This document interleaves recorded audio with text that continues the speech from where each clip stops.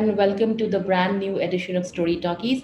And we are really honored to have Mr. Ambi Parmeshwaran with us. His name requires no introduction. He is in the field for 35 years as a brand guru. He has built many brands. He has been at the forefront of brand story.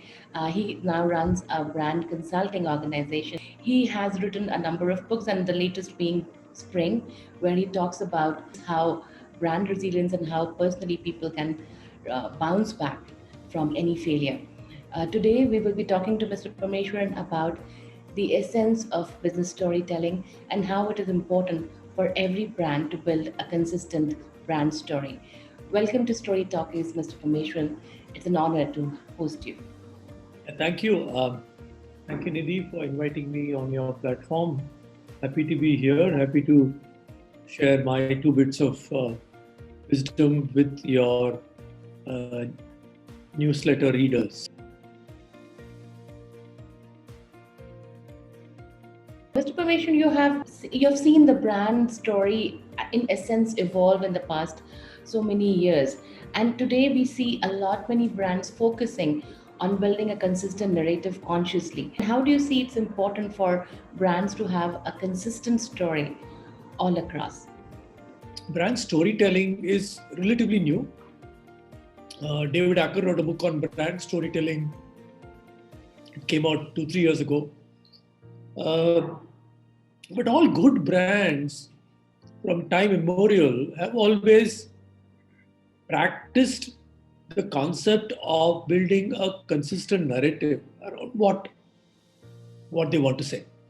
For example, the fundamentals of marketing is about branding is segmentation, targeting, and positioning. You need to segment the market, identify your target customer, and then position your brand. Has been something which we've been doing for many decades. In the positioning of a brand comes the story. Claude Hopkins, in his book Scientific Advertising, written in 1930, said that there is magic in a name that tells a story. So, borrowing from Claude Hopkins, I always tell companies whom I work with that brand is nothing but a name that tells the story. So our job as marketers is to kind of push in stories into brands. So every brand, in a sense, tells a story, and good brands tell very powerful stories which go back many years. But the problem is, in your anxiety to say something new, very often you forget what is the core story behind your brand, and that's when your brand starts going haywire. And then it becomes difficult for you to get the brand on the path once again.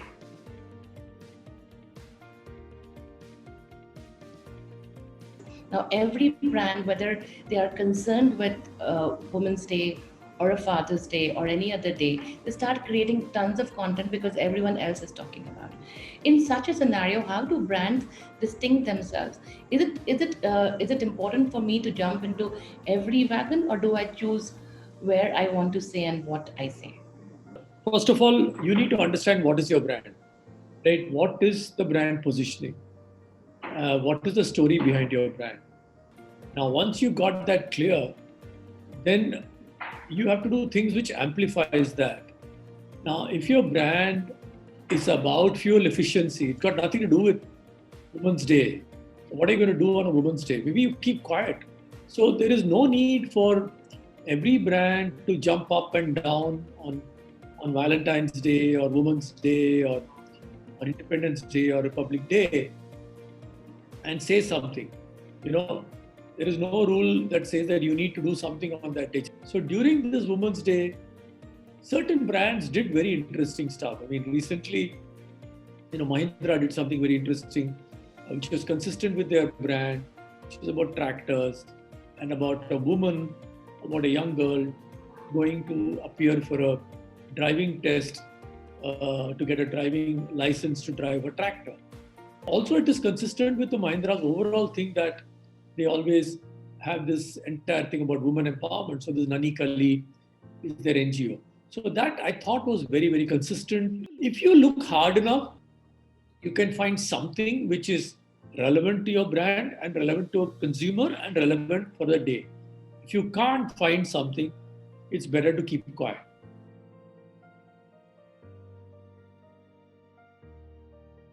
Is a brand persona or a brand thought something that can be postponed after you have talked about your product, or is it something that begins from where you're starting your product journey?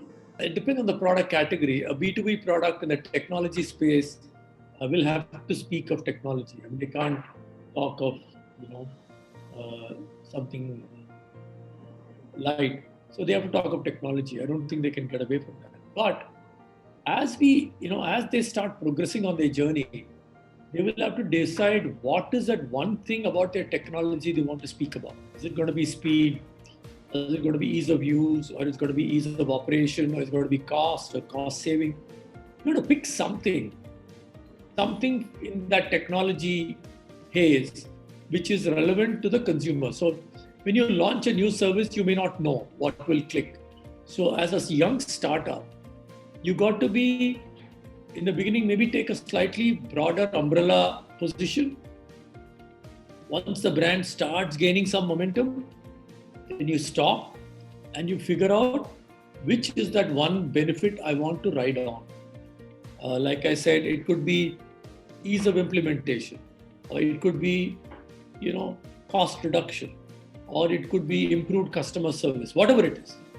Pick that one and then build your story around that, and communicate that powerfully to your consumers.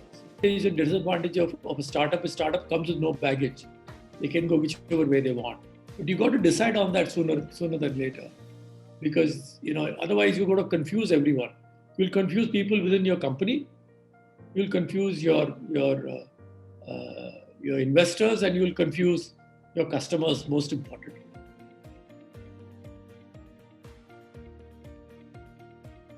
So in your last book, you talk about 50 years of advertising in India and how the story has evolved over the years. Would you give us a bit about how you've seen the story changing, and how the brands have found new ways to connect to the consumers? I wrote a book called Nawab Nudes Noodles, which was published in 2016, which looked at 50 years of Indian advertising. I started my career in 1979, but I've been following advertising for a period before that. So, if you go to the mid 70s, Indian advertising was pretty much confined to newspaper and cinema, a little bit of outdoor. TV was very, very small. It was only Bombay, Delhi, Calcutta, and Madras. But then Asian Games '85, Doordarshan became a very big force. Then Ramayana, Mahabharata, all that came on Doordarshan. And then early 90s, you got satellite television, Z, Star, Sony, Viacom, all that came. And then now in the last 10 years, you've got internet and, YouTube, and now you have, Amazon, and Netflix, and Z5, Woot, all that. So the whole gamut of media consumption has dramatically changed. As a result, the way you communicate, the way you build your brand has also changed dramatically. The other problem currently is everyone thinks digital is a panacea for all our problems. Everything can be done digitally. People don't realize digital is also expensive. It's not cheap. And if you don't have a strategy right, you're going to fall flat. So the fundamentals of marketing and branding will not change.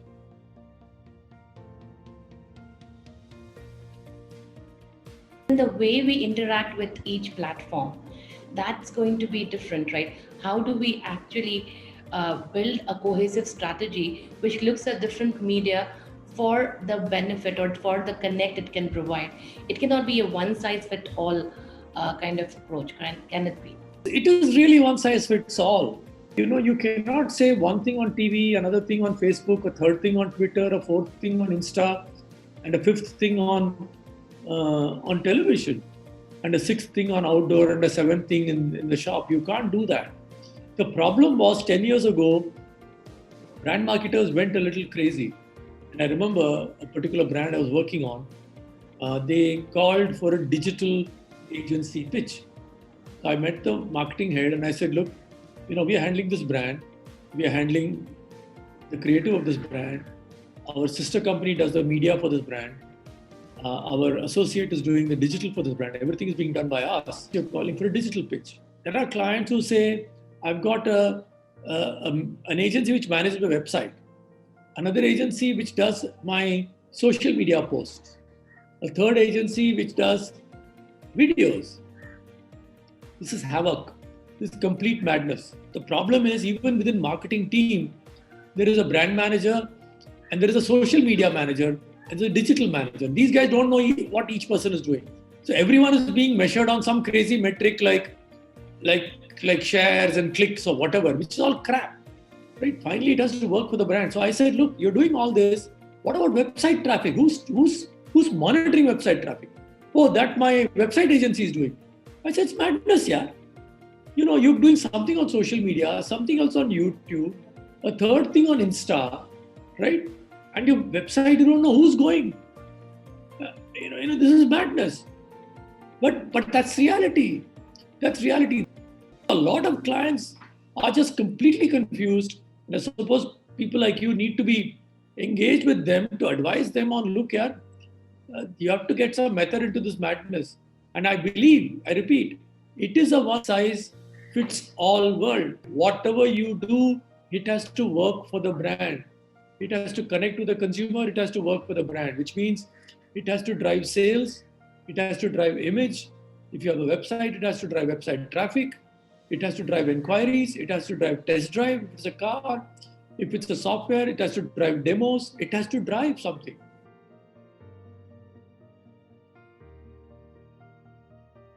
In your latest book, Spring, you talk about how people bounce back from failure. Would you want to talk about how resilience and the art of bouncing back? Now, this is my latest book. It was released October 2020. It's about how all of us were successful in a sense, have all been successful because we've been able to face rejection, face failure, and bounce back. So the book is really a collection of what I have learned, both from my own experience on rejection, as well as I spoke to startup entrepreneurs, spoke to IAS officers, sports Olympians, scientists, musicians, authors. And one theme is common across all of them, is that all successful people have faced rejection sometime or the other in their career, right? Maybe multiple times, right? They've faced rejection, they'll be able to, and they are successful simply because they've been able to face the rejection, process the rejection, and learn from the rejection. I talk about this 3-step formula, which is face, process, learn. Face the rejection, don't crumble, don't crash, don't get defeated, face it. Because what is rejected is not you. What is rejected is your idea. What is rejected is your campaign. What is rejected is your CV. So one, face it, then process it. If you don't know how to process it, find someone, find a mentor to help you process it. And the third, the most important, is learn. You have to learn from every rejection. A rejection should technically make you better at what you do. So if you can do that face, process, learn systematically, I think no rejection will set you back. In fact, the opposite. Every rejection will make you that much better at what you're doing.